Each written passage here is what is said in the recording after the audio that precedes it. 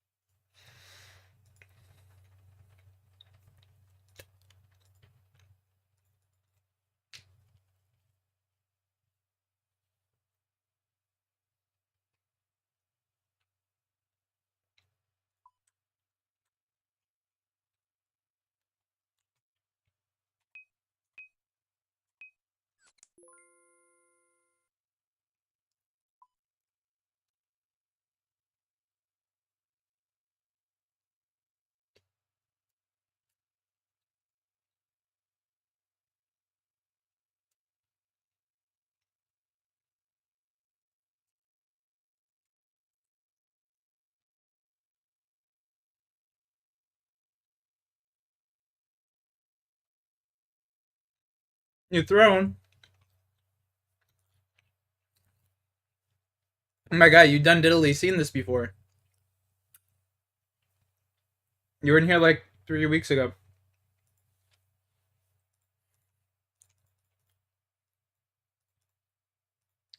I've had this bad boy for like half a year. So what the hell you talking about, boy? Taurus tolls. How you been doing though, hello?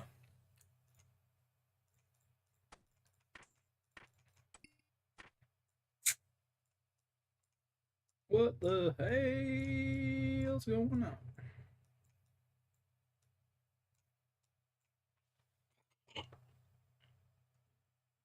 You had a normal chair? Nah, it was this for sure. She went haywire for a little bit. You're back on your feet. Love to hear it, man. Love to. Well, not that it went haywire for you, but you know that you're back on your feet for sure. That's what's up.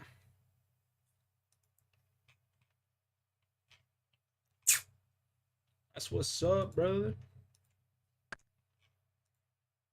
Rocky, you little feet licking weirdo. Yeah, that's you. Feet licking weirdo.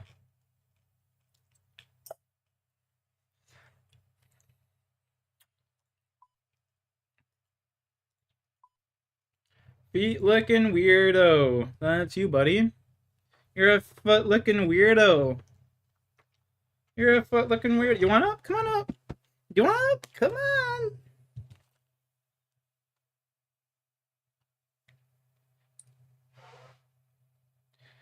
You were actually homeless last time you watched? Fuck, bro. That's not good. Glad you got everything sorted, though. That's crazy. Never a good. Never a good thing. Hopefully, you say you got yourself all situated now, so that's good. God bless, you know? All that. All that. All that. Oh, excuse me. All that jazz. I had a burp. Come on up, bud. Come on up. Do you want up or not? Come on. Don't be such a bitch. Get up here. Come on. My dog's being a fucking butt. You're only 19? I mean, shit, bro. I'd rather be homeless at 19 than at 50. You know what I mean? You try playing the lottery? The only time I gamble is playing blackjack or doing like $100 in slots. I don't really participate in gambling like that. Lottery and shit's just like a bigger scam than fucking blackjack. At least blackjack, you can like manipulate your odds, you know? The lottery, you're just lottery, you're literally relying on the government, and we all know how the fuck that goes. You know what I mean?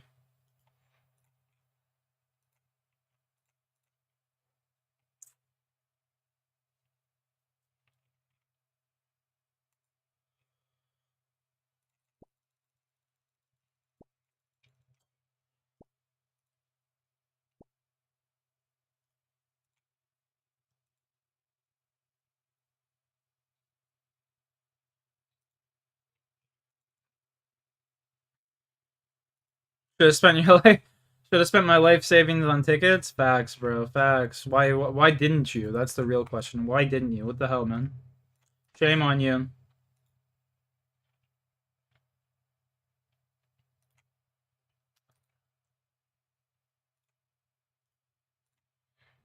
How could you not? It's obviously the most logical choice. Who needs a place to sleep when you could have a lottery ticket and use that as a pillow? Isn't that right, Martha? What? Who needs a place to sleep when you could just use a lottery ticket as a pillow? Yeah, right. My sister even agrees. No, she's full-fledged. She's in there nuts deep, raw no rubber. She means it. She's fucking giving me shit right now. You're going to bed. It's fucking... I've been up since 4 o'clock. I barely slept all night. Martha, it's fucking 8:34 a.m. It's 8:34.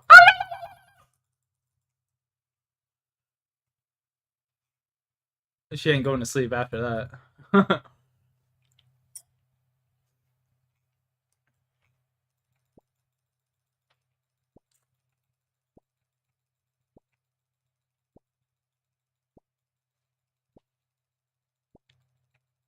Don't be like you and get car payments. Buddy, you know what? I'd never fucking get a car where I have to pay payments on it.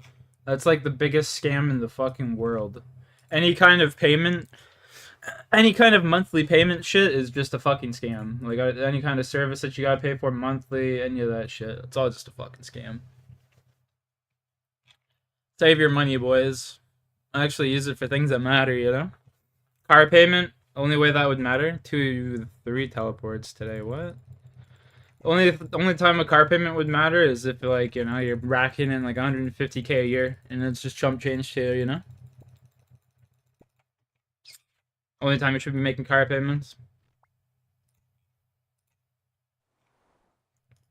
If you think about it, even making 150k a year nowadays, even though it's a lot of money, it's still, in the grand scheme of things, not a lot of money. It's fucked to think about, you know? I think about that shit all the time. It's actually fucked. Oh, where I am? Facebook? Nah, dude, it's not even where you are. That shit's just oddly reliable, period. Not even where you are, bro. It's just oddly reliable, period. You know what I mean? It's fucked. So, we got kind of a weird phone call. Just so I can check the box off, can I look in your basement real quick and I'll get out of here? No, you need a search warrant to do that. What's going on? Well, just step on out. I'll explain everything. Wait a minute, my kid's in here. Okay, I understand that, but we have a search warrant for the house. For your cooperation to be upfront with us. Do you have a son named Zion? No, I don't. You've never had a son named Zion. No. What is that? For Zion Staples. Zion Staples. That's not mine. Sushi Staples. Child, it's found in your We room. need along to with get the Social Security card. this Stop figured out. Stop this. lying. It's over. Where is that kid? In July 2023, police were dispatched. I can't watch that video. That guy's voice is fucking horrendous. The power of community. Bro, don't get it twisted, homie. The power of community, don't get that shit twisted. Motherfuckers put on this act like, oh, community this, community that. When the going gets tough and the tough get going, they ain't give a fuck about you. That's a fact. I don't want to be that guy, but don't get that shit twisted.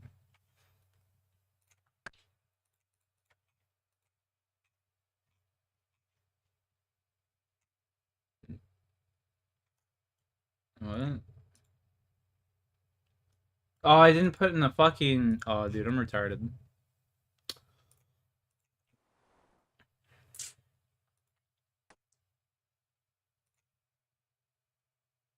What the hell? Oh my god. But their Facebook wasn't... Yeah. For sure.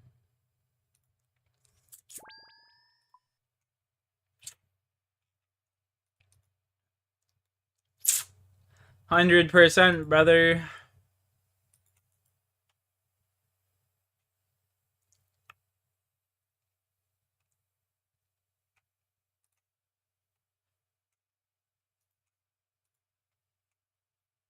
Dead herbs. No.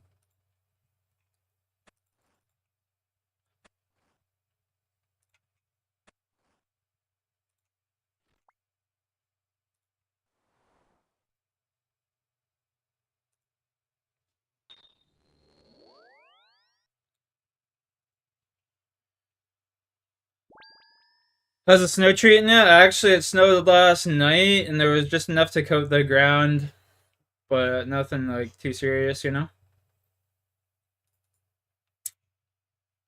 Nothing too serious, thank fucking God.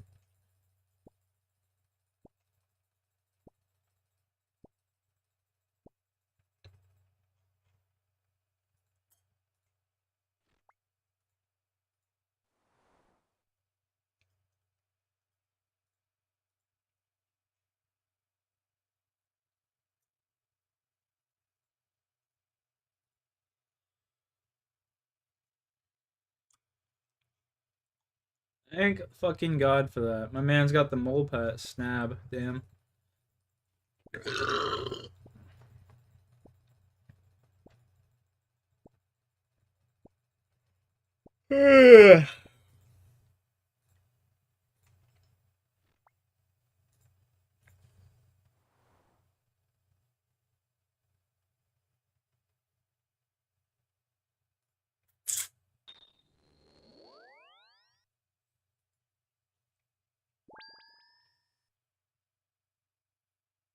Cold as balls? Yeah, it's fucking freezing, bro. I don't understand why it's so cold.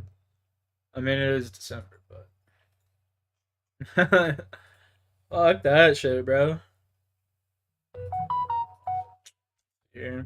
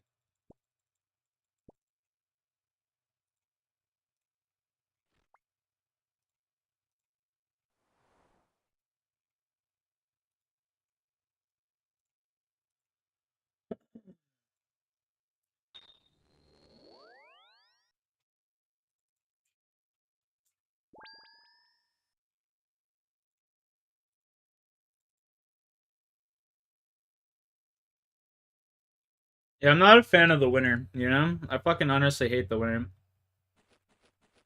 Definitely more of a summer guy.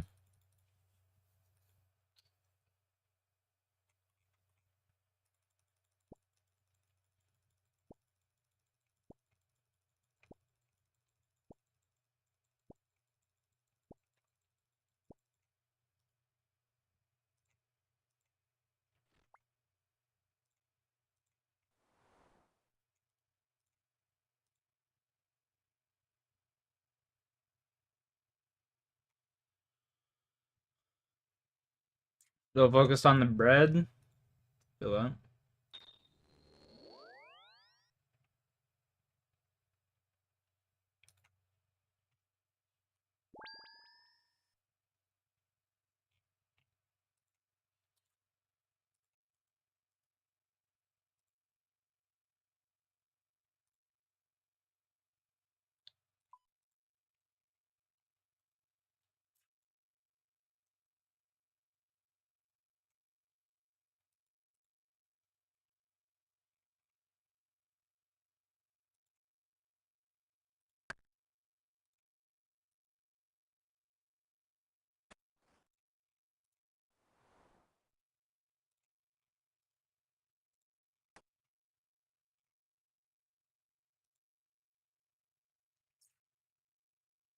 Mobile camping? How so? How do you plan on getting into mobile camping? Just like traveling around camping kind of shit?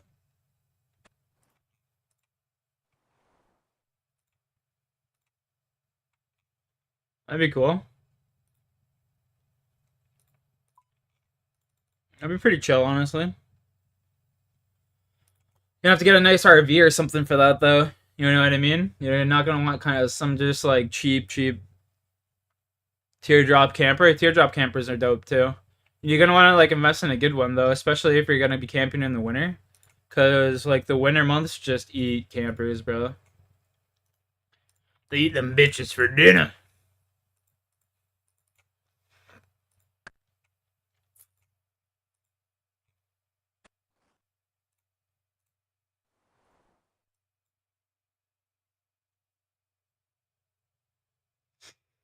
Whereabouts would you go camping? You don't gotta give me like exact locations and shit, but like fucking like what state would you be going camping in and shit?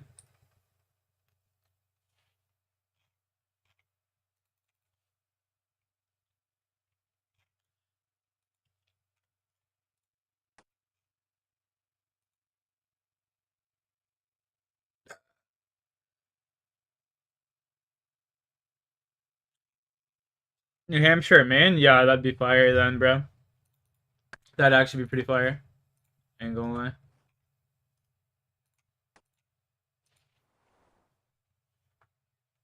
I ain't gonna cap. That'd be pretty sweet. Oh my god.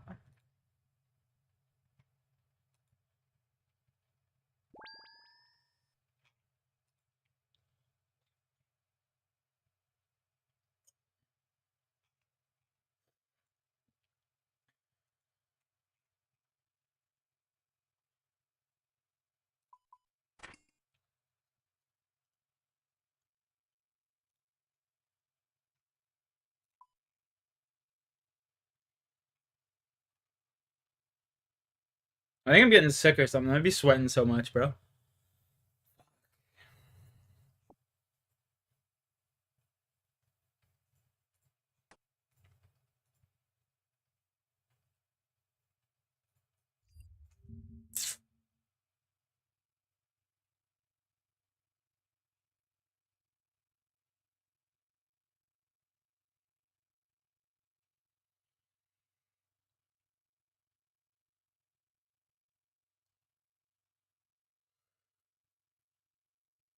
Kamala Harris has not been seen since the election. That's actually a lie.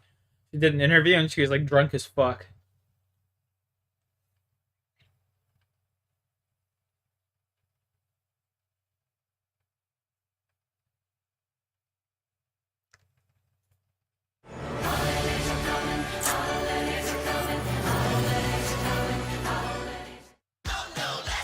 Alien, which Yes. was one of the events of the year. Yes. Absolutely one of the events of the year. It still holds up. Yeah, that holds up to this day. Dan O'Bannon, and I think Ron Shusett, that's the way you pronounce his name. Shusett, wrote Alien to get a movie going with Corman. So they wrote they wrote their version of what they thought a good New World picture would be that could be doable.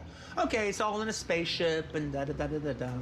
And so they get it to Corman's people, and they read it, and they're interested. But they're not like snapping it up right away. All right, they're thinking about it. All right, and somehow David Giler and Walter Hill get it, and they read it and they go, "This script isn't really very good, but it's got a great idea and it's got a great premise. I think we could do this as a big movie. I think we could do I mean, a small movie for Fox, but a big movie for this movie. But we could really do it classy." And so they got in it. I think they made the script a lot better. They added the entire class consciousness. Well, they made Ripley a female, and they are the ones that added the whole class system between the ship and a lot of other things. Walter Hill told me that part of the reason that they were even going to do Alien is Fox had to set up at Pinewood Studios because they had done Star Wars there. They had just done Empire Strikes Back. So they have this whole apparatus ready to go at Pinewood Studios with people who know effects. That's the reason we're going to do it, because we have that all set up there.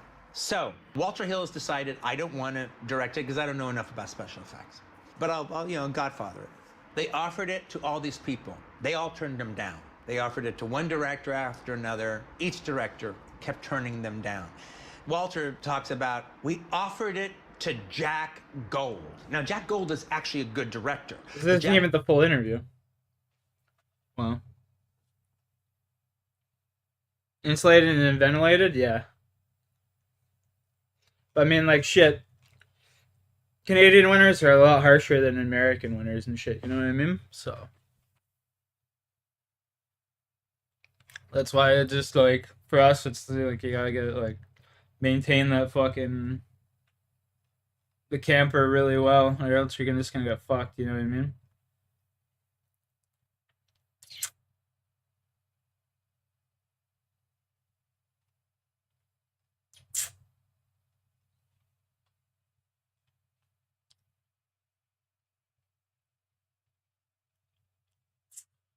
I don't even know what to watch.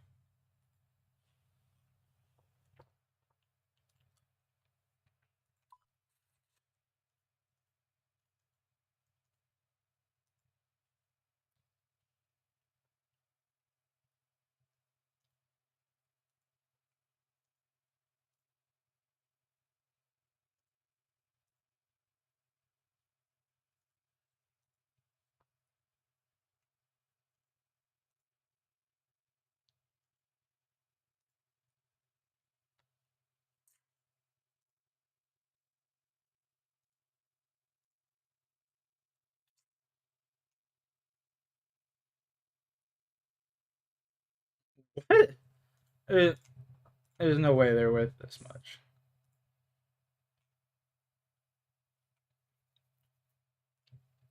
Crazy. I remember when Guams were like 100 GP. What the fuck?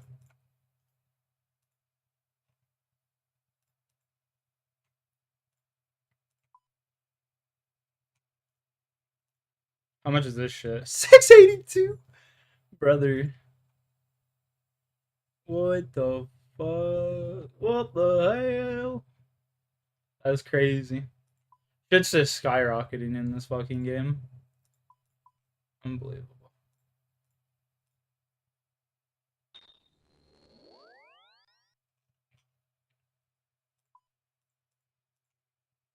Let's claim these stabs real quick, you know what I'm saying? A little bit of G Pizzle.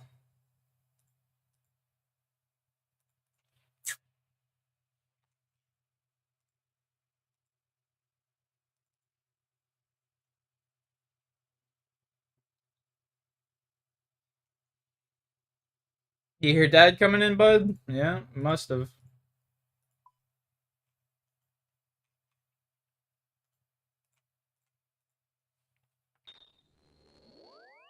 Okay, we'll kill some Vorkath after this here real quick.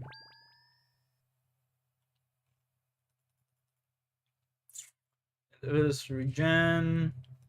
Teleport to Lunar.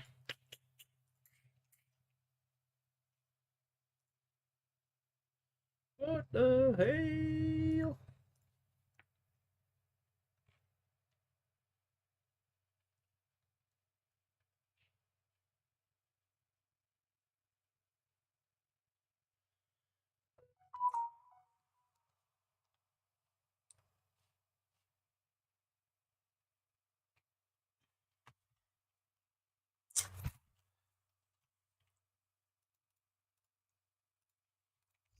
Yeah, just give me a sec, chat. I gotta run downstairs real quick. I'll be right back.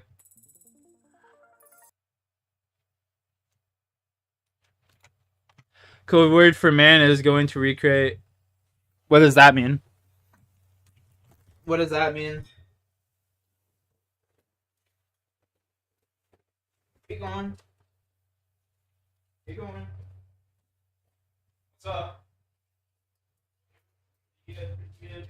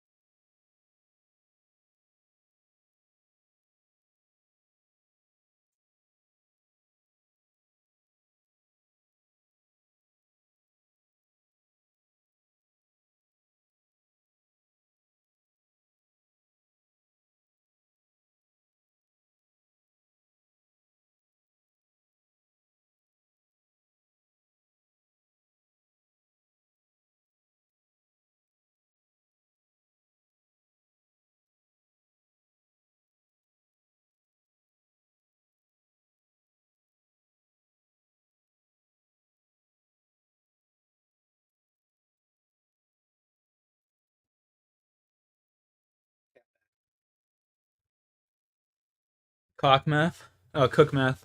They said cock meth, and I'm like, that doesn't even make sense.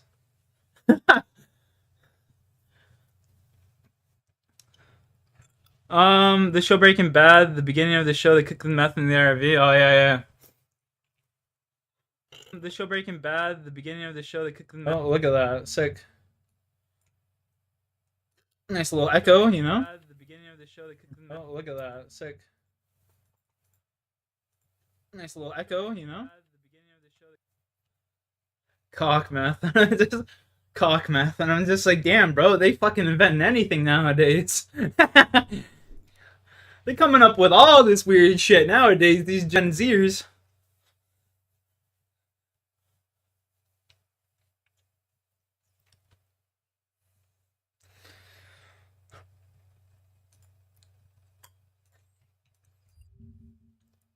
This fucking cock meth is... This shit will fuck you up, literally.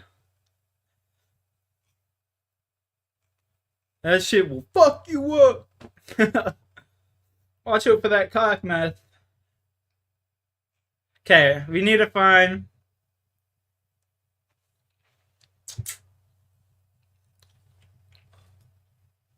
We gotta find a video to watch.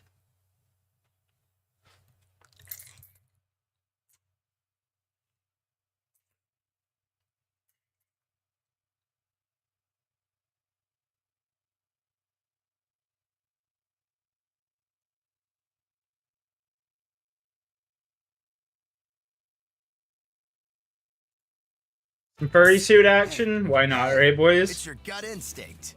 Always one I'm step ripping a ahead. fat toke. It's time to start tuning in. Appreciate y'all Because I know what's for up. chilling this morning, And boys. who's Giving up. me someone to talk to and shit, you know? I appreciate you guys. Thank you.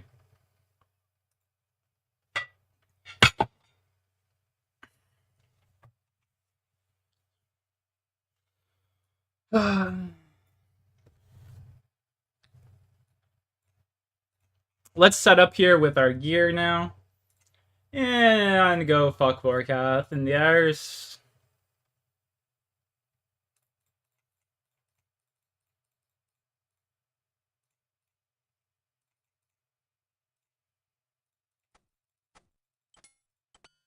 Alright. I got a boys and diamond boat. Before we kill Vorkath, we gotta go buy some Diamond Bolt Z, some Dragon Bolt Z. 500k and 500k. I think that's what we invest.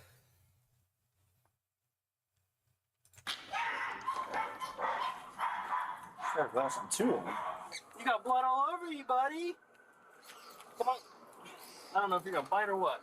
Mr. Pancake, you're under arrest. Don't move. Get on your belly, Mr. Pancake. Get on. Mr. Pancake! Get on, Pancake. Get on your belly.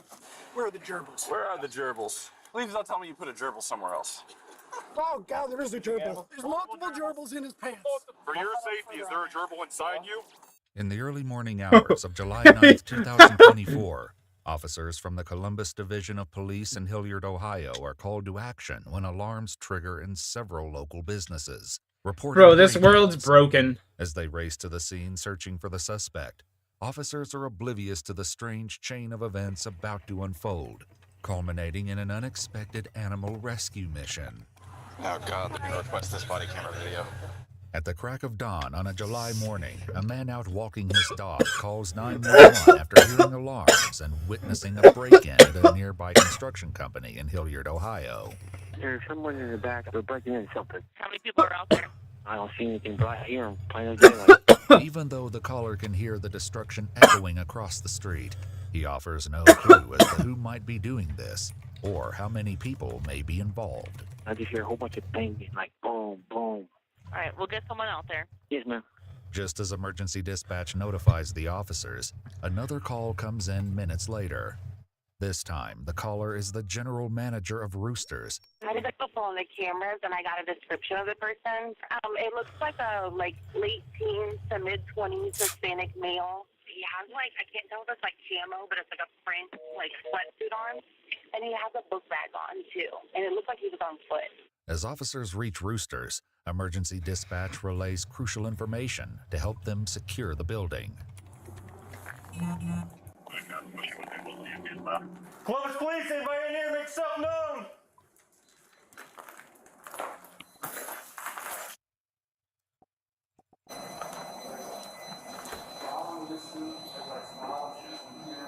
I think she said she only saw one. It almost looks like blood, but I don't see blood. 300K in the bank.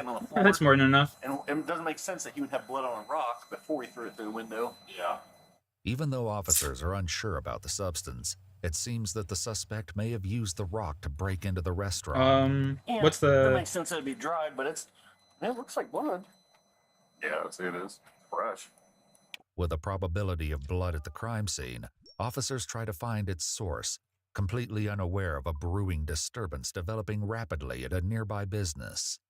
I'll go see if I can figure out the answer to this.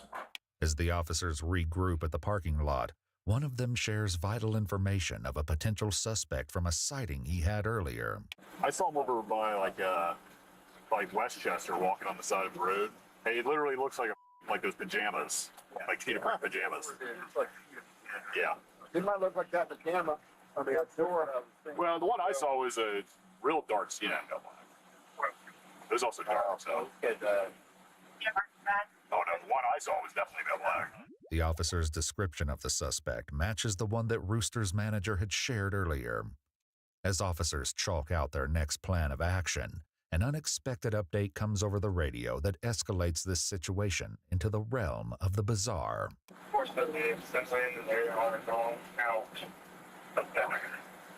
Where? Oh.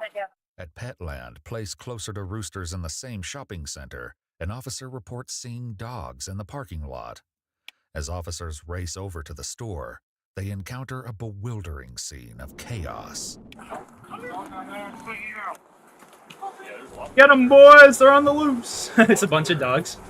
Get them, boys! Definitely can't put them in peanuts. Is there anybody all back? Officer just pulls out their hands, points at the dog. Get on the ground! The address is 5253 Hilliard Run Road. And if we can work on a key holder, the Vorkath lands out in the parking lot. As dozens of animals and birds wander around the parking lot, officers are overwhelmed by the mayhem on a morning destined to grow even more outlandish. There's about 20 exotic birds, a couple bunnies, and a couple dogs running around the parking lot right now. Get on the ground, I will fucking fire! Unloads 36 into a dog. He was charging me, Sarge. He had that look in his eye.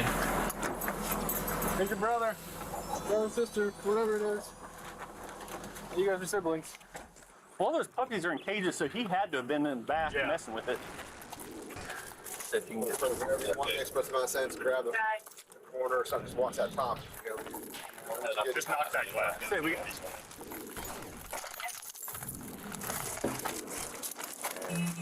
Oh, those are relatively pretty quick kill. Boom. Nice.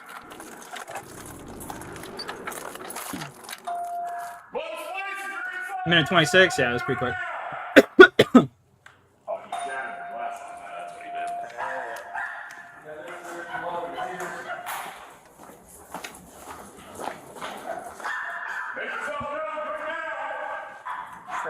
two of them.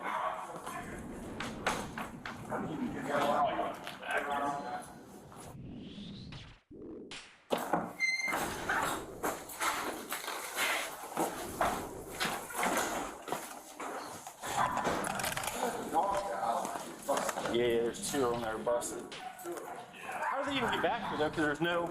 I don't think you can go back. Busted open and they come out of here. Yeah. I mean, like, I don't even see any keys. Yeah. Maybe it's like. The animals inside appear safe and unharmed, but it will soon become clear that not all of the animals are accounted for. Finding them will result in one of the evening's most shocking moments, but in the meantime, police will have to catch over a dozen biting birds without losing their nerve. Alright, we're gonna start trying to catch all these exotic birds. I've never catch a bird. Yeah, I'm not a bird guy. I have no idea what to do.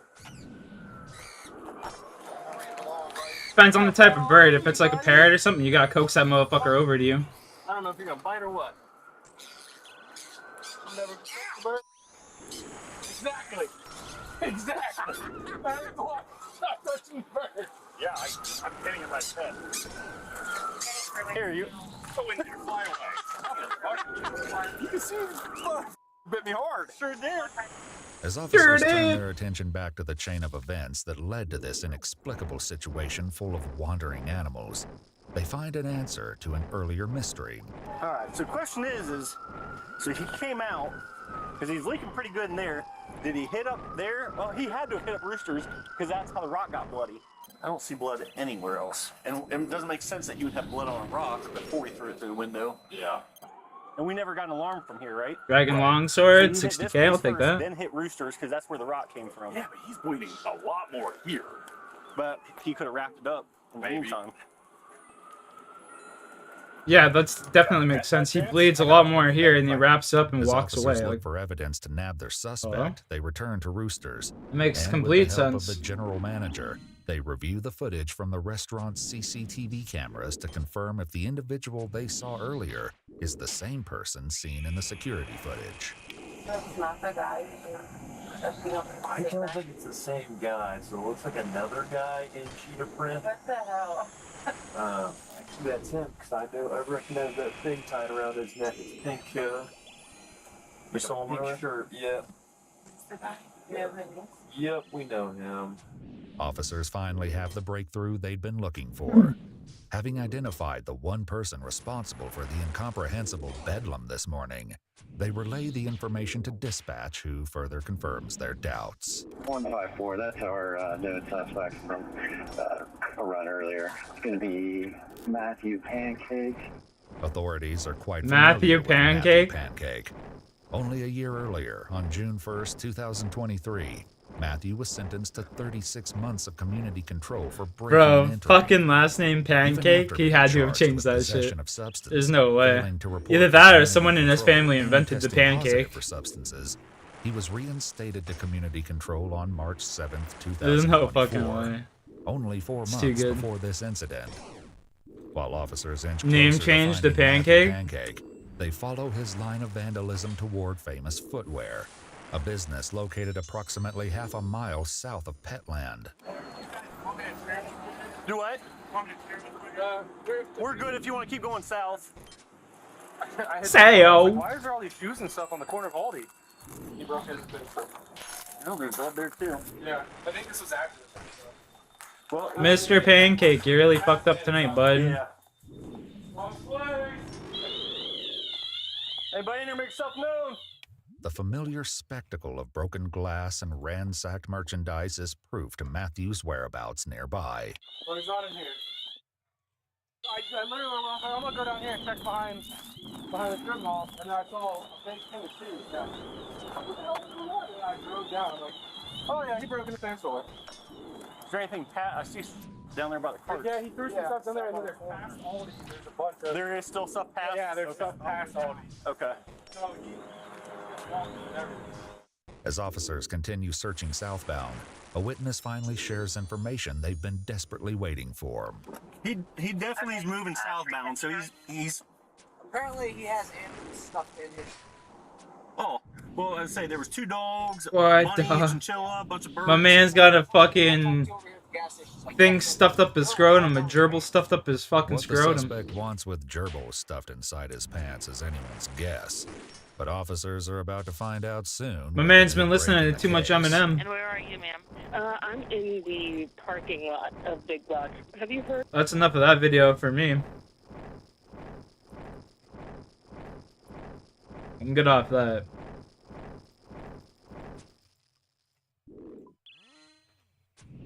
That's fucking disgusting.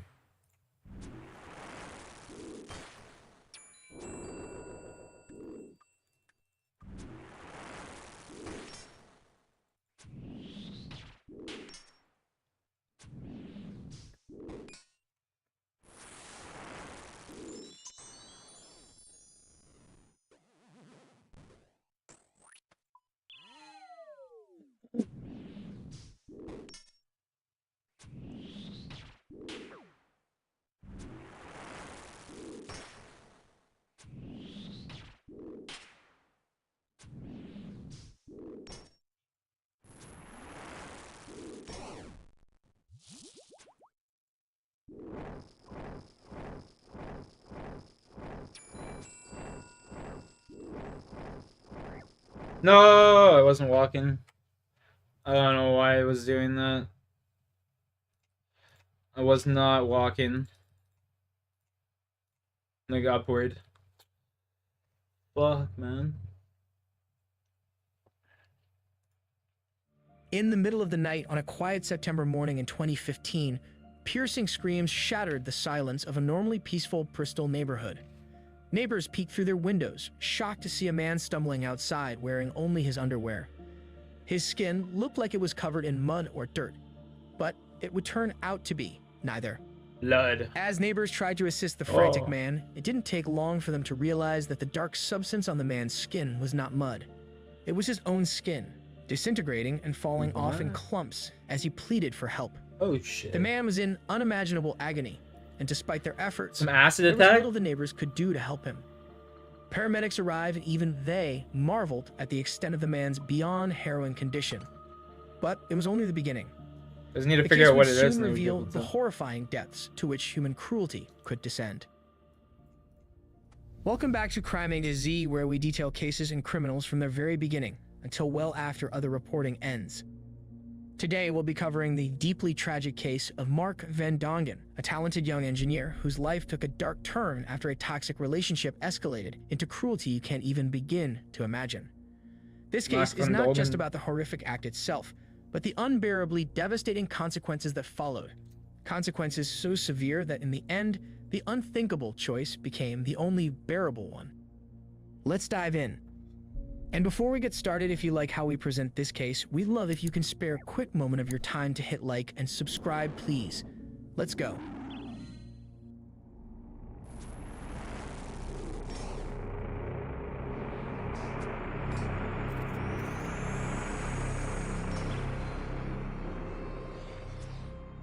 Mark Van Dongen was a Dutch national, born and raised in the Netherlands. Definitely Mark's Dutch father, with that fucking Cornelius last name, Van pretty Dongen, sure.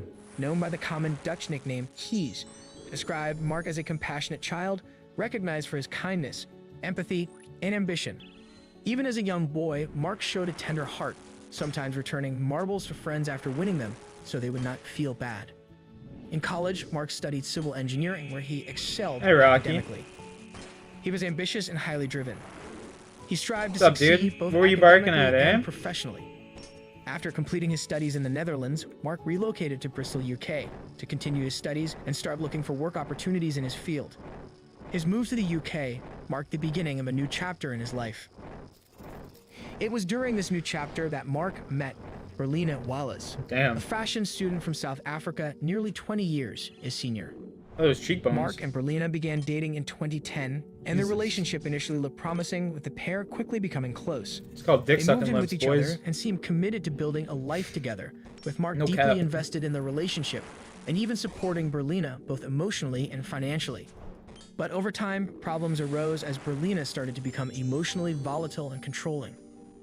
Mark's friends and family grew increasingly Bro, concerned as hello? they witnessed Berlina's emotional manipulation and Oh frequent my outbursts of anger. The couple's arguments would escalate as Berlina tried to control many aspects of Mark's life. Friends saw visible evidence of her violence, namely scratches on Another Mark's body, Vorkath head? and learned that Berlina had once poured boiling water on Mark as he slept. When he sought treatment for it, he told the doctor that he had accidentally tipped tea over himself. In private, he confided in friends that Berlina had either hurt or threatened him on numerous occasions. Each time Mark would try to distance himself, Berlina would resort to emotional blackmail, including threats of self-harm, trapping him between his desire to leave and concern for her well-being. Despite the turmoil, Mark stayed in the relationship for 5 years. By August of 2015, Mark had reached his breaking point. He decided it was time to break up with Berlina. Seeking a fresh start, he met another woman named Violet Farquharson online, and they soon began a new relationship. But Berlina did not let go so easily, sending Mark a series of emotional texts laced with guilt and threats. Mark tried to maintain peace by offering to continue supporting Berlina financially, even after their breakup, hoping to prevent her from spiraling further. But she continued to become even more volatile, and her jealousy turned into an obsession. She started stalking Mark and harassed both him and his new girlfriend with silent phone calls. Mark reported feeling fearful of Berlina, particularly after she threatened to harm herself. According to one friend, she even threatened to perform that self-harm, then make it appear as though Mark was responsible. Crazy. Mark confided in both his father and friends that he was fuck? afraid of what Berlina might do next. But he Bro, also homeboy's felt just obligated gotta- to check on her Homeboy's just got to get out of Dodge. That's what you should have done. periodically Moved for both of their countries. sakes. Then, in September of 2015, in an attempt to end things amicably once and for all, Mark visited Berlina's flat one final time. Mark told his new girlfriend, Violet, of his intentions to sever all ties with Berlina, then headed to her flat around 10 p.m. Once he arrived, the conversation quickly turned heated.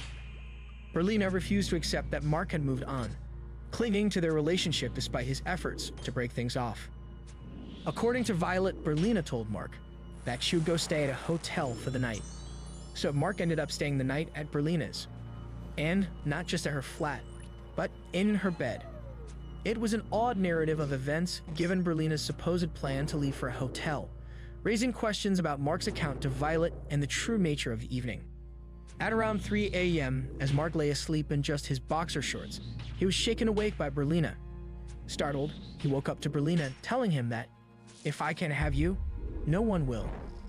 Then, before Mark could react, Berlina threw sulfuric acid directly onto his face, then onto his body. What The the liquid fuck? burned instantly, searing through his skin and muscles. Mark screamed in agony as he scrambled out of the bed in unbearable pain. Bro. Barely able to see, he Ugh. stumbled out of the flat and into the street, his skin melting Nothing away you can in do. clumps. He screamed for help, his voice waking neighbors who rushed to their windows. At first, they thought it was a prank. One neighbor thought the commotion was caused by wailing foxes, grabbed a golf club, and ran outside. Another neighbor initially thought Mark was covered in mud. To both of them, it became horrifyingly clear that it was a man in agony, and that his skin, not mud, was melting off of his body. Neighbors guided Mark into a nearby flat and put him in a cold shower, desperately trying to ease his pain. Despite their efforts, the damage was already done. Cold shower is not When gonna do paramedics shit, arrived, bro. Mark was foaming at the mouth, blinded, and in unimaginable pain.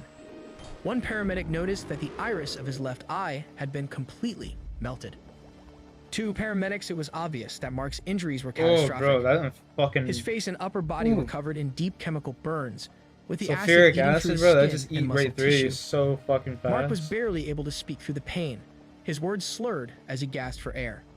His body convulsed from the shock, and acid residue still clung to parts of his skin, intensifying the damage with every second. Oh yeah. Despite Especially his with the agony, water, Mark it causes managed to chemical identify Berlina reaction. as his Like, attacker. He begged the paramedics to check on his new girlfriend, fearing that she might also be targeted by Berlina. But she was not. His girlfriend was completely fine. In fact, Berlina was still in her flat, sitting calmly, unmoved by Mark's piercing screams echoing through the neighborhood in the middle that of the bitch night. is crazy. Instead of calling for help, Berlina picked up the phone and called a friend, showing no sign of remorse whatsoever for the unbearable suffering she directly caused. The paramedics worked quickly, administering oxygen and pain relief to combat his labored breathing and stabilize him. They need to As he was being neutralize rushed his to the whole hospital, body. Police officers arrived at the scene to investigate. They quickly gathered information from neighbors, who confirmed how Mark had identified Berlina as his attacker. Their observations, combined with Mark's account to paramedics, gave police enough cause to act swiftly. They arrived at Berlina's flat and found her sitting calmly on the sofa, showing no visible signs of distress. Despite the chaos unfolding just outside her door, she remained indifferent, offering no assistance to the person she attacked. Officers noted her detached demeanor. They took her into custody, arresting her on suspicion of causing grievous bodily harm. Meanwhile, back at her flat, police collected the acid bottle she had used, which was now missing its original label, a clear indication of her intent to conceal what it contained. Law enforcement also seized Berlina's electronic devices, hoping to uncover evidence of premeditation. Berlina's behavior remained eerily calm throughout the initial stages of her arrest. As police began questioning her, she insisted that she had no idea the bottle contained acid, claiming instead that she thought it was water. Back at the hospital, the trauma team observed burns covering 25% of Mark's body, with many areas of exposed flesh already turning black. It was clear to the medical team that they were dealing with one of the worst acid attacks they had ever seen. As his condition deteriorated, doctors moved Mark to the intensive care unit, where he was placed into an induced coma to give his body a chance to stabilize and cope with the trauma. His left leg, already showing signs of poor circulation from the acid exposure, That's raised fucking immediate crazy, concerns bro. among the doctors. Meanwhile, police proceeded with their investigation. What they uncovered was weeks of meticulous planning and a disturbing state of mind leading up to the attack. Investigators spoke to Mark's friends and family, who provided insights into Berlina's volatile and manipulative behavior toward Mark, especially in the final months of their relationship, including the boiling water incident. They painted a relationship of escalating violence and control that culminated in the attack.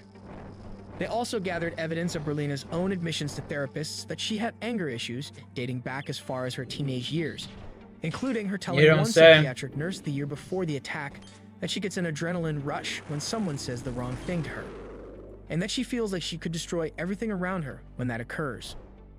Then there was the purchase of the acid. On September 2nd, Berlina ordered a bottle of 98% concentrated sulfuric acid from Amazon. After receiving it, she deliberately removed the label which stated that the acid causes severe burns and eye damage to conceal what the bottle contained. Law enforcement contended that she did so to prevent detection of the colorless substance, making it impossible for anyone unfamiliar with the contents to recognize it as sulfuric acid. A search of Berlina's electronic devices revealed that her choice of sulfuric acid was by no means random. In the weeks leading up to the attack, she had performed 82 searches related to sulfuric acid, visiting dozens of websites, including reading about the long-term injuries and physical damage inflicted on victims and reviewing detailed case studies of previous attacks. The extent of her search history made it clear that the attack was not impulsive. It was carefully planned. And then there was the fact that Berlina made no attempt, had no desire whatsoever to assist Mark after her brutal attack. As the acid instantly took effect and sent Mark into the most excruciating pain imaginable, Berlina sat back and reveled in the suffering she caused, demonstrating to authorities her complete level of maliciousness and callousness to be able to ignore someone writhing in such excruciating agony. Bro, it'd be All so the painful. evidence led investigators to the conclusion Literally that just the eating attack you. was deliberate and premeditated, despite Berlina's claim to the contrary.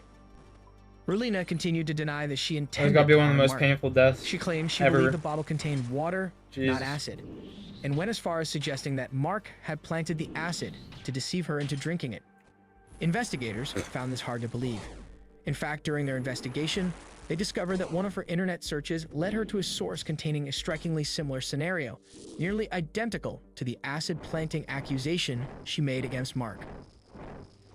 After being placed in a medically induced coma, Mark spent 4 months in intensive care as doctors at Southmead Hospital fought to stabilize him. When he finally awoke, the full extent of his injuries became devastatingly clear. As a result of neuropathy he suffered from the loss of use of his muscles, Mark was paralyzed from the neck down, unable to move anything except his tongue. The acid had burned so deeply into his lower left leg that amputation was the only option to prevent further complications. Despite their efforts to save as much of the limb as possible, the damage was too extensive, and his leg had to be removed below the knee. The acid had eaten away his facial features, leaving him partially blind and with severe disfigurement. The moment Mark saw his reflection for the first time, he was devastated. He sadly exclaimed, "Kill me now. If this is what I look like, I don't want to live." Despite the support of his father and medical staff, Mark understandably struggled emotionally. He communicated using an alphabet board, painstakingly pointing to letters with his tongue. It was a slow, exhausting process, but it was the only way he could express himself. The overwhelming loss of independence combined with the constant physical pain plunged him into a deep depression. His father, Keys, stayed by his side, trying to lift his spirits, but Mark's emotional health deteriorated rapidly. The police documented the case meticulously, but Mark's injuries were so severe that officers decided never to release photos, not even to the media. In November 2016, Mark was transferred to a care home in Gloucester, but the conditions there were deplorable. Keys drove 800 miles to visit his son, only to find him covered in his own feces, crying out for help. The sight was heartbreaking, and Keys vowed to get him out. With the help of friends, the family arranged for a private ambulance to transfer Mark to Belgium, where they hoped he would receive better care. Even in Belgium, however, Mark's suffering continued. The acid had burned through membranes and bone, leaving holes in his body that caused constant, excruciating pain. The medical staff in Belgium did their best, but the hospital lacked a ward specifically equipped to care for someone with injuries as severe as Mark's. Every nerve in Mark's body seemed to be on fire, and the holes in his bones caused relentless pain. Mark grew increasingly despondent, so despite the progress he was actually making, like finally being able to speak again, he asked his father, "What's the point if all I can do is look at the ceiling?" Then, as if his suffering wasn't enough, Mark's condition worsened when he developed a severe lung infection. Treating the infection would require a tracheotomy or tube inserted into his throat. The procedure would save his life, but it would also take away his ability to speak, a small but vital comfort that had allowed him to maintain some connection with his father. For Mark, this was the final blow. Facing a life of paralysis, unrelenting pain, and now silence, Mark told his father that he could not go on any longer. With his family's support, Mark applied for voluntary euthanasia, which is legal in Belgium under certain conditions. His application was reviewed by 3 medical specialists, all of whom confirmed that Mark's was a case of unbearable suffering, both physical and psychological. They approved his request. God damn. So, on January 2nd, 2017, Mark spent his final moments with his father, who he had asked to stay by his side until the very end. At 7:15 p.m., doctors inserted a catheter into Mark's heart, ending his life and suffering at the age of 29. That's gotta be like the hardest job, one of the hardest jobs, you know? Berlina Wallace's trial began in April 2018, nearly 3 years after the attack. She pleaded not guilty to murder and manslaughter, insisting that she believed she was throwing water, not acid. However, her version of events quickly fell apart under scrutiny. The prosecution presented overwhelming evidence that the attack was both malicious and premeditated. They detailed Berlina's purchase of concentrated sulfuric acid, her deliberate removal of the label, and the extensive online searches she conducted on acid attacks. They argued that Berlina's intent was not just to harm, but to permanently disfigure Mark, ensuring that no other woman would ever want him again. Witnesses testified to Berlina's controlling and abusive behavior, painting a picture of a toxic relationship fueled by jealousy and manipulation. Mark's death, which occurred months after the attack, complicated the charges. Although Mark initially survived the attack, his catastrophic injuries were what led him to seek euthanasia. The prosecution contended that Berlina's actions directly caused Mark's death. Well, yeah. So a charge of murder was brought before the jury. But with euthanasia being involved, the jury had to consider whether her actions were the sole cause of his death or whether there were any other contributing factors. Berlina's defense attorneys argued that since Mark voluntarily ended his life, Berlina could not be held fully accountable for his death. In the end, the jury was not convinced that Berlina's actions met the legal threshold for murder or manslaughter. So, the jury found Berlina not guilty of both murder and manslaughter, leaving many people stunned. They did, however, find her guilty of throwing a corrosive substance with intent, a serious charge that carried a significant sentence. For the sentencing, the judge delivered a powerful statement that perfectly reflected both Berlina's ruthlessness as well as the extreme devastation she inflicted. The judge stated in part, "On the 2nd of September 2015, you bought a liter of 98% concentrated sulfuric acid. If necessary, your intention was to use the acid to attack Mark Van Dongen because you wanted to and had left you for another woman. You removed the label from the bottle containing the colorless fluid, which stated that the acid causes severe burns and eye damage. You did so to prevent detection of the acid in your home. You chose your moment for the attack. It occurred when Mark Van Dongen, wearing only boxer shorts, was asleep in the bed which you had shared in your flat. Vulnerable, almost naked, he awoke but had no real opportunity to avoid the focus of your acid attack, namely his face and then his body. The burns which Mark sustained covered 2/3 of his face and a large percentage of his upper chest, arms, and upper thighs. The burns were almost all full thickness, affecting 25% of his total body space. As a result of skin graft procedures, over 40% of Mark's total body area was affected by the burns. A consultant in burns surgery said there had been no equivalent patient with similar extensive injuries following a chemical attack. Mark spent a total period of 11 months in the intensive care unit. He underwent a number of operative procedures. His left leg had to be amputated. He lost the sight in his left eye, and damage was caused to the sight in his right eye. The doctors had to use the strongest pain relief, which in themselves caused difficult side effects. For 4 months, Mark was not really able to communicate. He sustained not only burns, but injury to the systems of his body. When in ICU, he suffered recurrent chest infections, septicemic shock, his kidneys were injured, there were problems with his gut and bleeding from a bowel. His heartbeat and liver function were altered. At the time of his discharge from the hospital in November 2016, he was paralyzed from the neck down with no movement in his upper arms and legs. Had Mark survived, there would have been further operations. He would have required extensive care for the rest of his life. Another treating clinician said that his physical appearance would never be restored to anything which could be described as normal. He had been permanently and irrevocably, drastically disfigured. The facial scarring was categorized at the severe end of very severe scarring. Berlina Wallace was sentenced to a minimum of 12 years in prison. Only 12?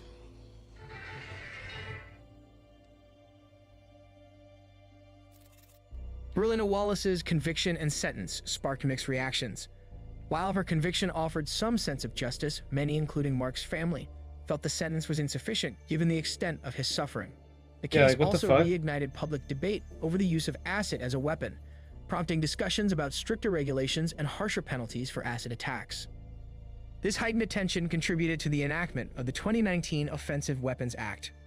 The act imposed age restrictions on buying corrosive products and restricted home deliveries for certain high-concentration substances. Many retailers also began tightening their policies voluntarily to limit sales and better regulate purchases of these dangerous chemicals. Following Berlina's conviction, Mark Van Dongen's family struggled to find closure. In the wake of what they felt was an insufficient sentence, they became vocal advocates for stricter laws on acid sales and harsher penalties for such attacks, hoping to prevent others from suffering a similar fate. Once Mark passed away, his younger brothers set up a crowdfunding page to help support their father, whose life had been both emotionally and financially devastated by his youngest son's horrific battle. On the page, his brother described how their father had spent months traveling back and forth to Bristol, sleeping in his car in the hospital parking lot to save money. He recounted the unimaginable suffering Mark endured, including his paralysis, losing his leg, eye, and ear, and how the continuous itching of his scars drove Mark out of his mind. The funds would go toward helping their father get his life back on track, just ahead of him having to begin traveling back to the UK for Berlina's trial. With support from over 1,600 supporters, they received nearly 150% of their fundraising target. As a chilling and somber reminder of the sheer viciousness of the attack, the doorbell that Mark rang for help at a neighbor's home still bears the corrosive scars of the attack. Bro, A that's haunting reminder crazy. to neighbors of the horror that took place. Berlina Wallace began serving her prison sentence immediately in a UK prison. Bro, that bitch must have Specific dumped details that about which prison she bottle was on sent him. to are not publicly available due to privacy policies surrounding inmate placements. She will be eligible for parole consideration in 2027. However, bitch her shouldn't release be will depend coming on out. behavior and other factors evaluated by the parole board at that time. Nah, she shouldn't be In coming public out. statements, Kees Van Dongen has expressed hope that Berlina will struggle to meet the conditions necessary for release, reflecting the family's belief that her actions deserve a longer sentence than the minimum term set by the court. Mark was mijn kind, het was mijn jong. Hij is altijd bij mij geweest en we hebben het. Ik hoop dat het niemand, maar dan ook niemand, ooit nog overkomt als vader of moeder of als. We hope this video did justice to Mark That's Van crazy, Dongen. bro. We cannot begin to imagine the pain he That motherfucker was torture. That's like worse than torture, bro. That shit. Oh, acid. That's crazy. That bitch is diabolical.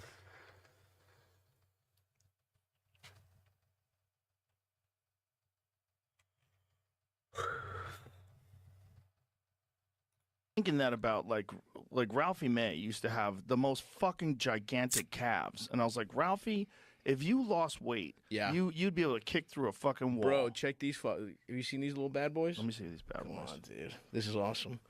This is what I'm coming on the show for. Huh? Calves. Check these Let me fuckers see the out. calves. Let me see the calves. What do I put them up here? Yeah, up there. Oh Jesus Christ!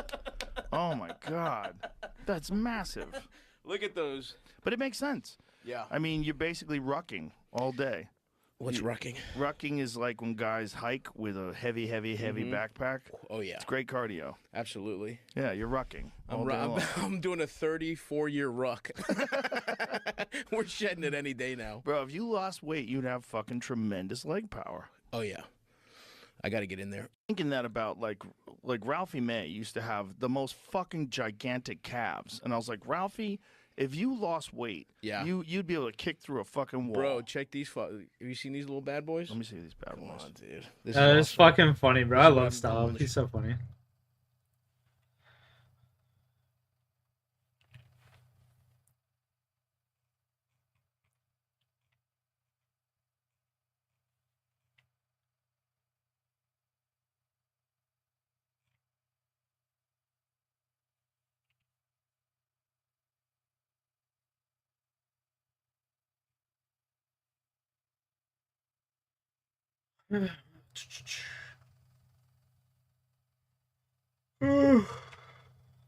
What is this shit? This is the video of Lakewood police officers arriving at Roa Al-Danoon's doorstep for a welfare check after she was reported missing. Last time she was heard from was Sunday night at work. Around midnight. Any reason why they're concerned? Does it smell like something sour, maybe? Yeah. The officers turned every stone to find her. However, despite their crushing hard work and overcoming several hurdles, their search ended with finding Roa's dead body in a horrifying state.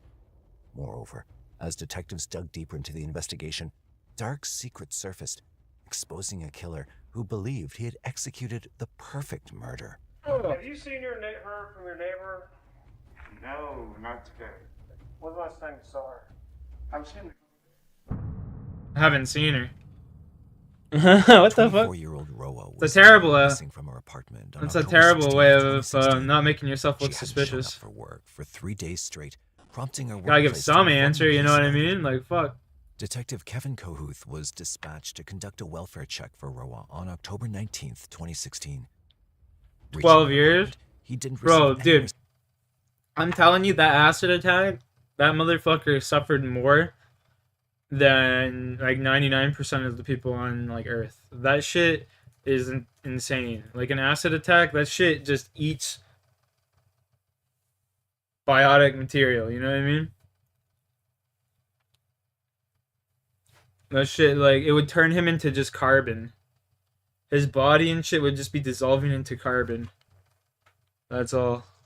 Like, oh, fuck, man. That shit is just crazy. Like, I can't believe that fucking shit, bro.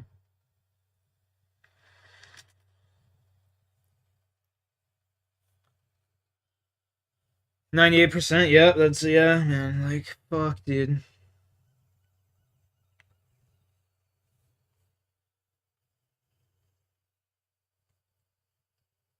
I just can't. That shit fucked me. That shit's fucked.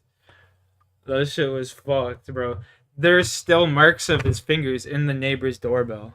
That's the craziest shit. Like, that's how strong that shit was. It was melting the copper doorbell. Like, fuck. She should have been charged with the murder, bro. He died because of her. You know what I mean? He ended his own life, but he died because of her. Like, that's just fucked to me, bro. That bitch should never be getting out of prison. Jesus Christ.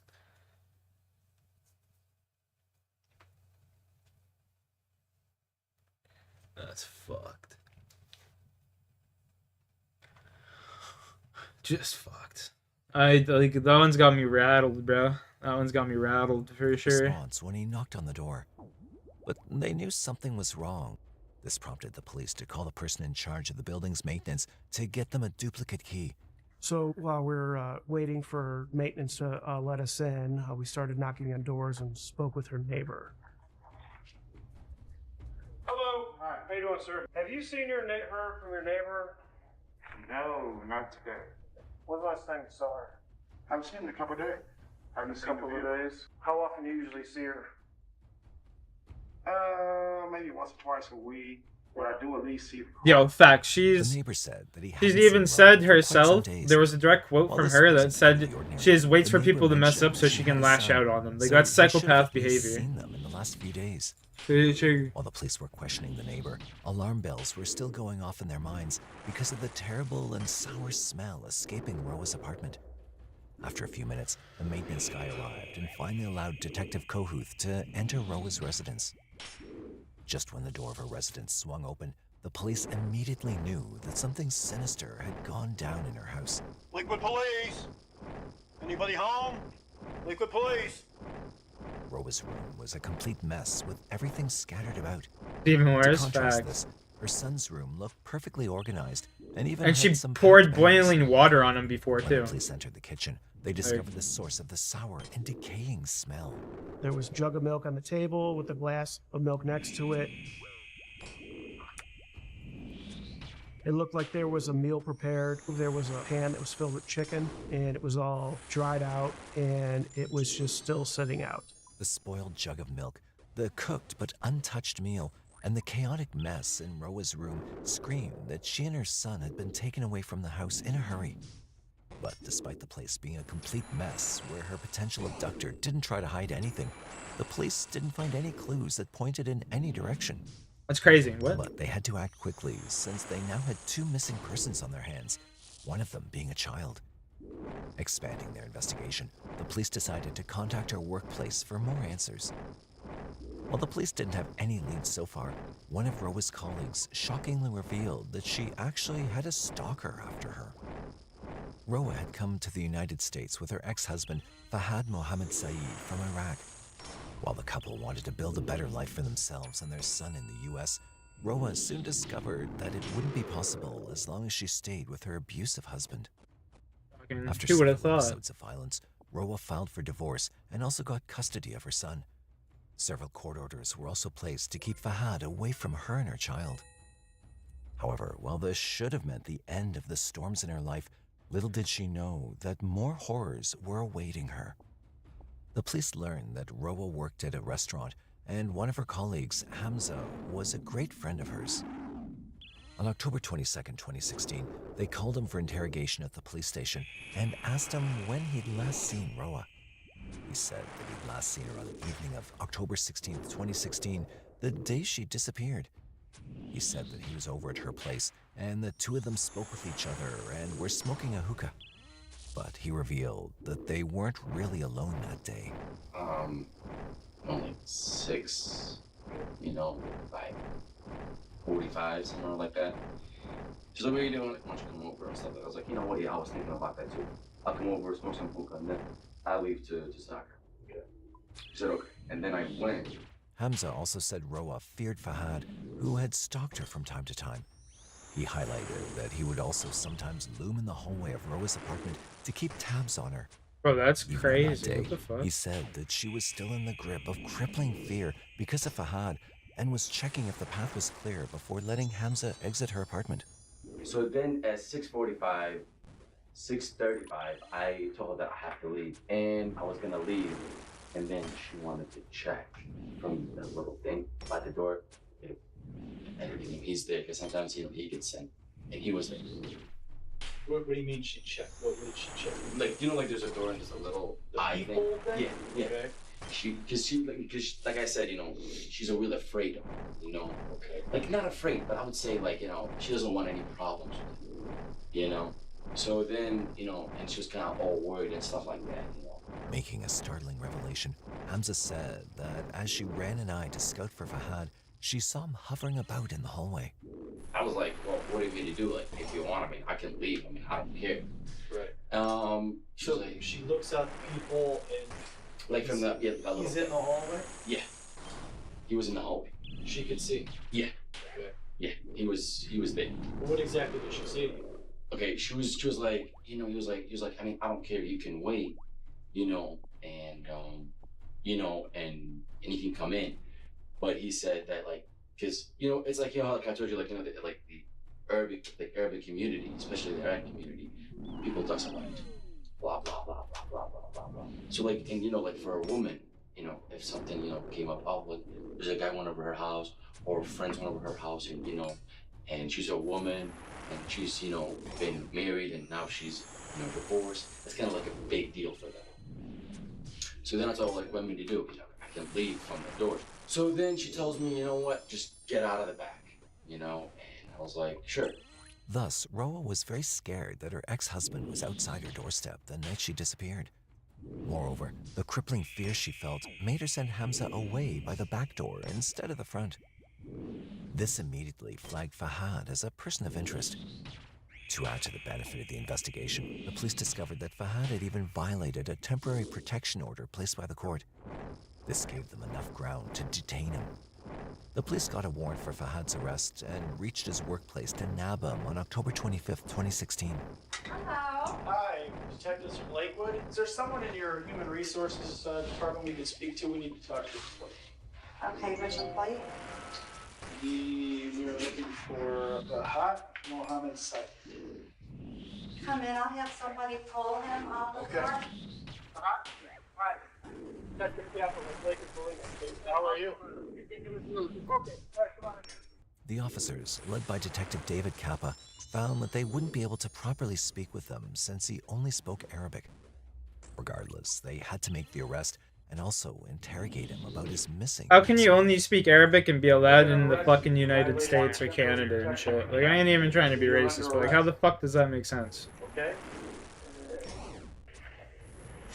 Do you have any weapons, anything sharp, knives? No. Fahad cooperated with the cops and didn't resist his arrest. Fahad looked very calm and his body language didn't show any signs of anxiety or hesitation, and the same behavior also continued at the police station. Detective Kappa started the interrogation by asking him when he last saw his ex-wife, and as much as he tried to give a credible answer, there was The sentence is crazy. It's fucking caught the just attention of the crazy, police. indeed. The last time that you saw your ex-wife? Sunday, 11 at night. Do you know what day in particular? 16. And where did you see her? She came to my house. Why did she come to your house? She dropped off. Did she tell you where she was going? She was going to Michigan to Detroit, function, like a party. And she said that she would be right back the following day. Thus, Roa was last seen by Fahad in his own house and had gone to a party from there. But Fahad said that she never returned after that and wasn't responding to his text messages. He told us the following day he was worried that she had I returned believe to him. pick up their son. And he began trying to reach out to her, sending her text messages, trying to figure out where she Go was to a at, party. trying to call her No, on the phone, again, not even reaching out trying to her. sound racist, but do Islamic people even He was party? Like, aware they he don't was drink and shit? violating You know what I'm the saying? temporary What protection kind of party is issued this by man the court. talking about? He was prohibited from having her son in his presence. It just didn't really make a lot of sense to us. But this was all Fahad had to offer to the Lakewood police. This opened up the angle that Roa may not have been in danger at her own house. The real trouble could have begun in her ex-husband's residence. Moreover, from this confession, Fahad had not only made himself the last man to have seen Roa, but also came out as a man knowingly violating the court orders for custody of his son. This led to his arrest, and he was imprisoned in the Cuyahoga County Jail. However, the police couldn't really celebrate this small win now. In fact, while they did manage to put a suspect behind bars, the truth behind Roa's disappearance was also still locked away. The fact that Roa could have been kidnapped from outside her house after leaving Fahad's place seemed odd, especially with the mess her room was in when the officers entered her apartment. The police believed that her house was the site where everything started. To have another look, the police decided to go back to her apartment. While they'd observed a sour and rotting smell the last time they were in Roa's apartment, their second visit also led them to a foul odor of something similar. The stench of a liar. The police had learned from Hamza that Fahad was lurking outside Roa's apartment when he was there on the day of her disappearance. While this was a solid lead against Fahad, Hamza had also seemingly slipped a lie in during his confession. Roa! One of the things we located was a hookah, and this hookah was missing some pieces. A couple small pieces were located in the kitchen garbage can, and it was missing its hose. We didn't know at Use the the time hose of the that this choker? missing hose could potentially be a very crucial piece of evidence that we need. During our interview with Hamza, he tells us he and Roa were smoking hookah in her apartment. We're now in her apartment. We see this hookah. It's missing pieces and it's missing a hose. Now, why is this hose missing? So why is he telling us that he was there smoking hookah if this hookah that we found in Roa's kitchen is missing all these pieces and is inoperable? It didn't make a lot of sense to us. At that point, I was reluctant to rule Hamza out as being someone involved in Roa's disappearance. To get more clarity, the police brought Can I Hamza stop back using magic professionally attacks to the on me? police Like, station fuck, dude. and He saw hasn't him used any other expose his attack lie other before than them. prayer attack and magic. Like, fuck. Yeah. Did you bring a hookah? She has her own. Okay, and describe it to me. It's a two-piece, like a bowl, and then it goes a metal piece, and then it goes the head, and then it goes a hose. So, the hose. Yeah. We've been to her apartment. I found the hookah, but I didn't find the hose. You know, and I didn't find the mouthpiece. So I'm just trying to figure this out. The officers tried to corner Hamza by accusing him of having an affair with Roa in the guise of a friendship. For somebody who's 22 to say, I went to the house to chill, smoke hookah, that to me means you're probably over there. Banging. We're a relationship. Okay. There's no relationship, zero, between me and her. I guarantee you on everything. There is absolutely zero. And, you know, I do have a girlfriend, and we're getting married. So, let me ask you this. Go ahead. Is the concern that word of you being there would get out to your girlfriend? I mean, I don't care as long as you guys find her. But at the same time, I care about my reputation. When Hamza denied these allegations, his tone suggested that he was pretty aggressive about it. He was also very concerned about his reputation in his community, which was at risk since he was involved in the case of a missing woman. This was the perfect leverage the police needed to make Roa's friend-cum-colleague spill the beans on whether he was the man behind her disappearance. Did you assist in Roa's disappearance? No. Are you now located within the state of Ohio? Yes. Have you ever committed a traffic offense? Yeah, this guy's No. definitely lying. Are you certain you had nothing to do with Roa's disappearance? Yes. Hamza passed. What? I was comfortable that he was not involved in her disappearance. Damn, bro.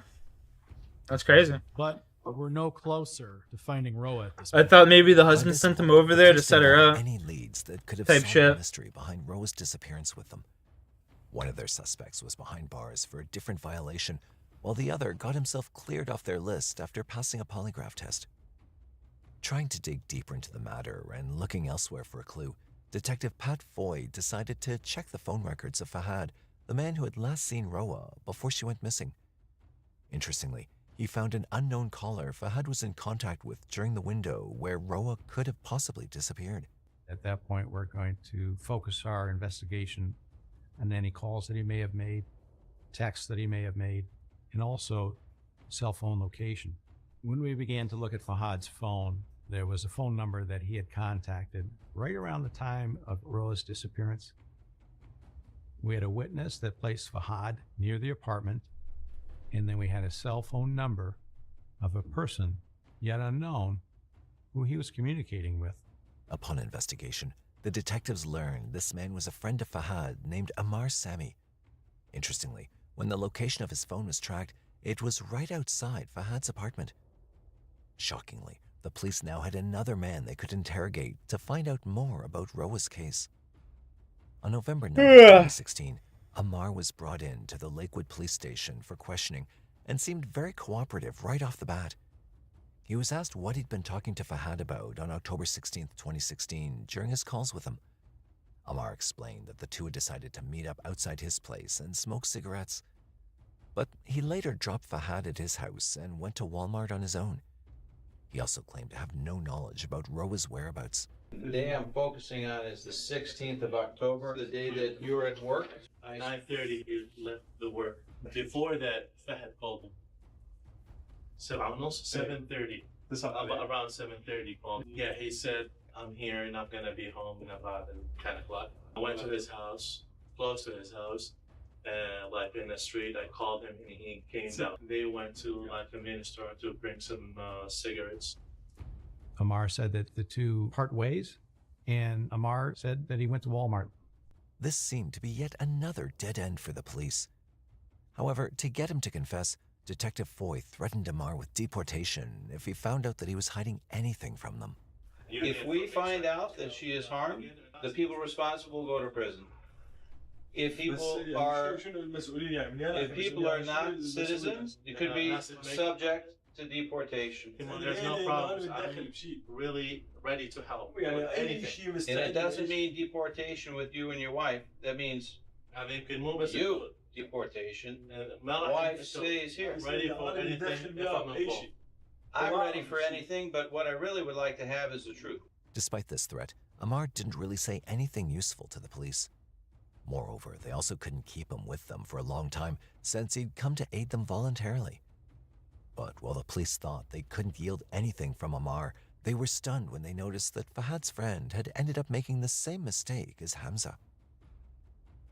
Verifying Amar's claim to see if he was telling the truth, the police shifted their focus from what happened during his meeting with Fahad to what happened after it. Amar had mentioned that he went to a Walmart store after he dropped Fahad home.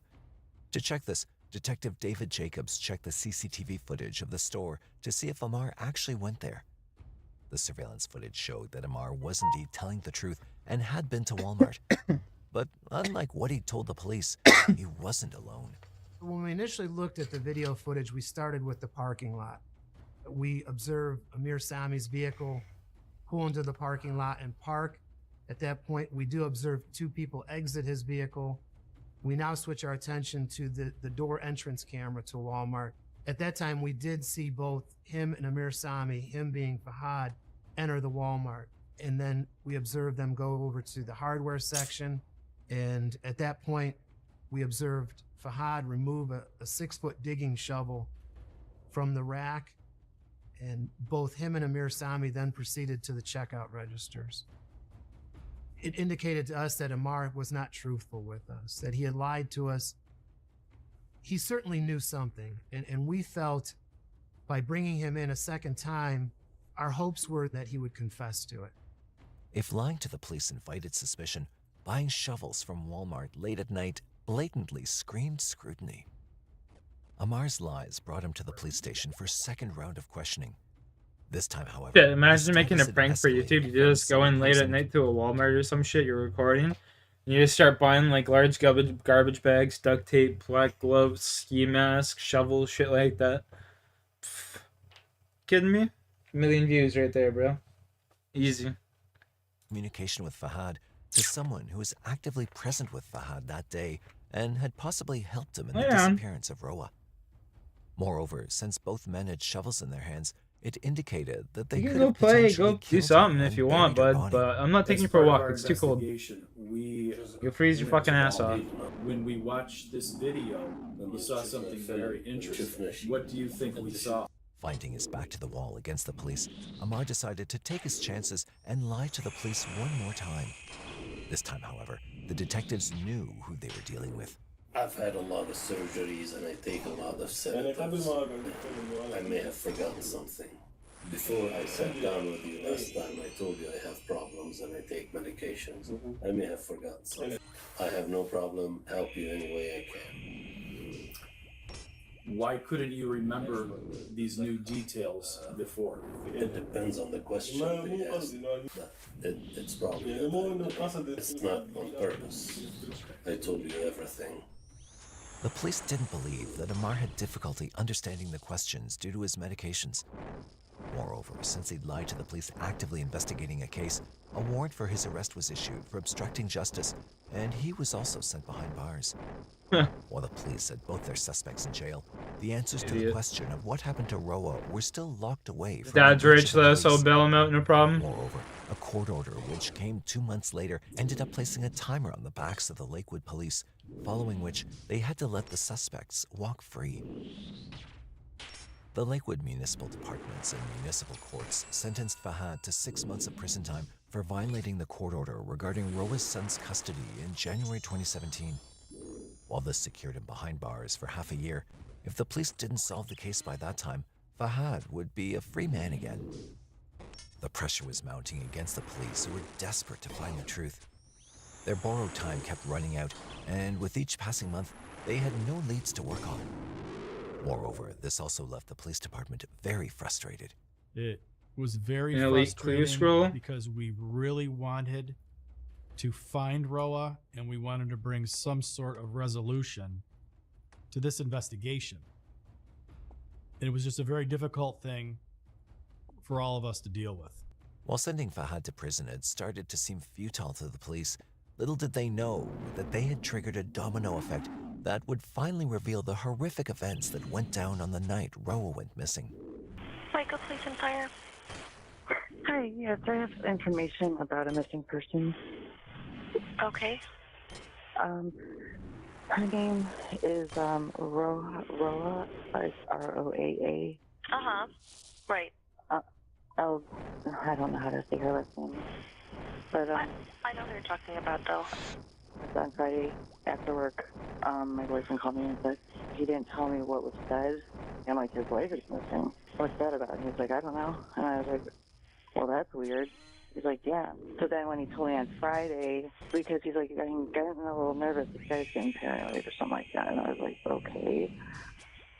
So I don't know, but I just wanted to tell you guys, whatever information you need to know. On April 2nd, 2017, a caller on the other end told that her boyfriend was an inmate in the same jail as Fahad. She noted that Fahad had confided in her boyfriend regarding Roa's disappearance in the cell since he also spoke Arabic. While Fahad wanted the help of his newly discovered friend behind bars, the caller said that her boyfriend wanted to help the police with the investigation of the case and pass on the information he had. Thus, the police, who'd been scrambling for leads all this while now, received a much-needed breakthrough. My partner and I went to the county jail and picked this inmate up, and then he told me he has a map drawn, allegedly by Fahad, where Fahad had buried Roa. What is this right here? First, you want me to tell you why he drew this? He wanted me to move the body.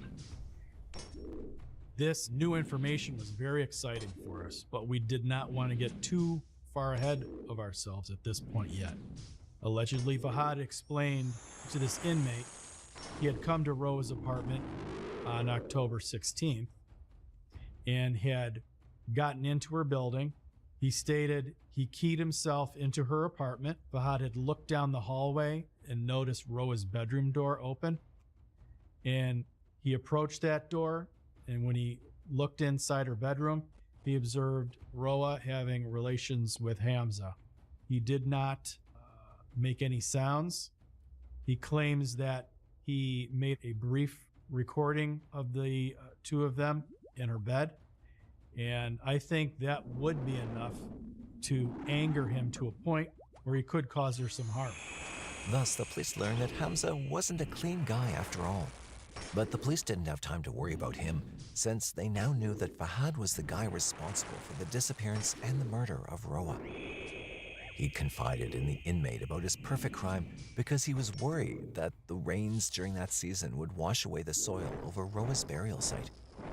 Fahad wanted to take the help of the inmate to contact someone outside the prison who could keep his crime hidden. However, this ended up being a fatal mistake on his part because the information landed straight in the bag of Lakewood police.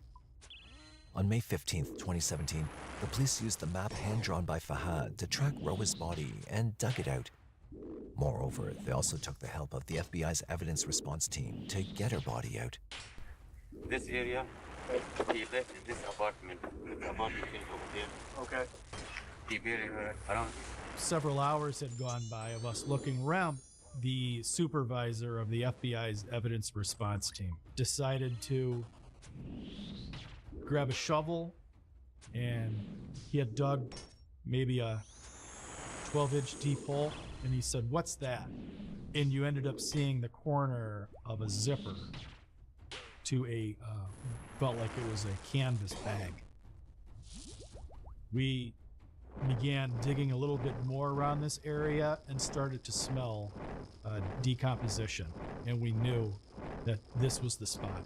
We knew we had most likely found her, which was a relief to us, but I was aware that there was still a lot of more work ahead of us.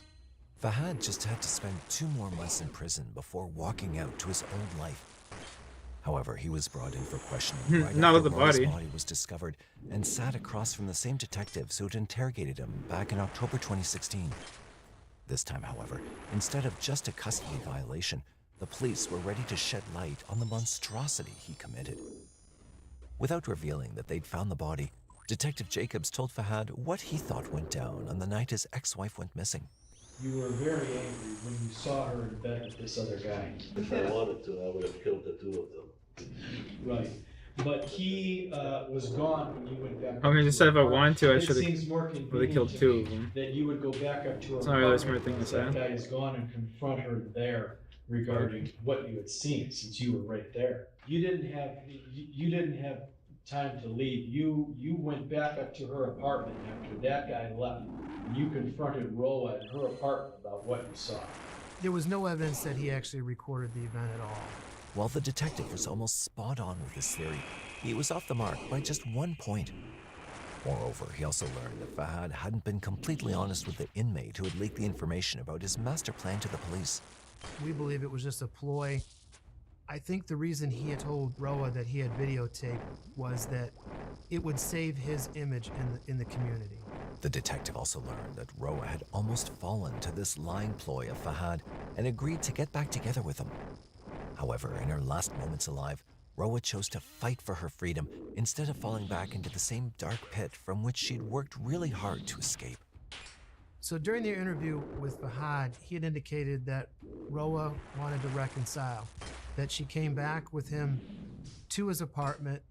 They had relations, their child was there, that they were going to get back together. It was at that point, sometime in the middle of the night, Fahad claims that he was restless, he wasn't sleeping. He hears something in the kitchen, he looks up and he sees Roa in front of him, and he believes she's holding a knife. I'm looking at her, she's coming my way.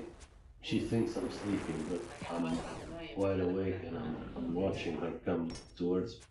He jumps out of bed, he attempts to disarm her of the knife, and in doing so, he gets behind her and begins to choke her. At some point, she becomes unconscious and falls to the floor. I know that she's dead. I put her in a bag. So I ended up putting the bag in her car, took the shovel, took her to the park. I dug up a hole for about 2 hours, buried her. On January 18, 2018, Fahad pled guilty to the involuntary manslaughter of his ex-wife, Roa. He was also Crazy, charged with involuntary kidnapping and manslaughter? burglary. The fuck? He was given a prison sentence of 25 years and was deported back to Iraq for his crimes. For aiding his friend and obstructing justice, Ammar Sami was sentenced to 18 months behind bars. During the trial, it was also revealed that Fahad had buried Roa's body right in front of his son after mercilessly killing her. Thus, his big ego and possessiveness towards a woman who had already divorced him also left some scars in the mind of the young boy. Before we end this video, That's we'd like crazy. to send sincere condolences to all the loved ones of Roa who had to experience the loss of a young mom working hard for her son.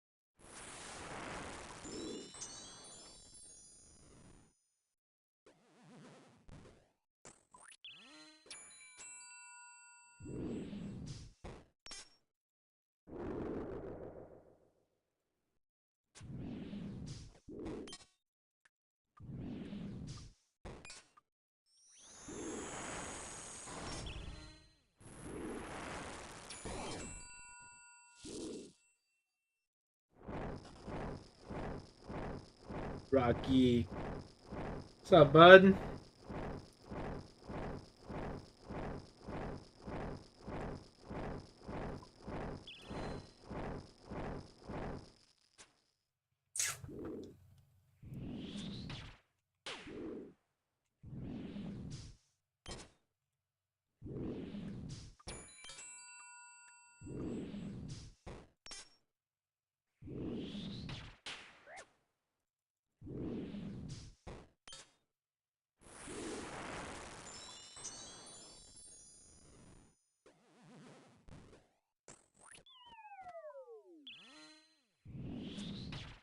Oof. We're gonna be cutting it close here. Hit a fucking shot, buddy. Hit a shot, cuz. There we go.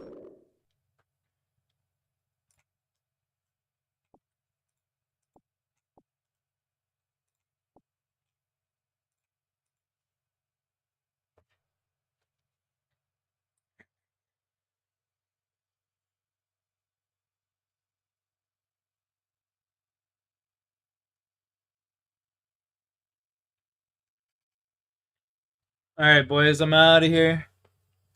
I'm out of here for a little bit. I'll be live later. Hope y'all have a good day, zombie. Stay out of trouble, man. Peace, boys.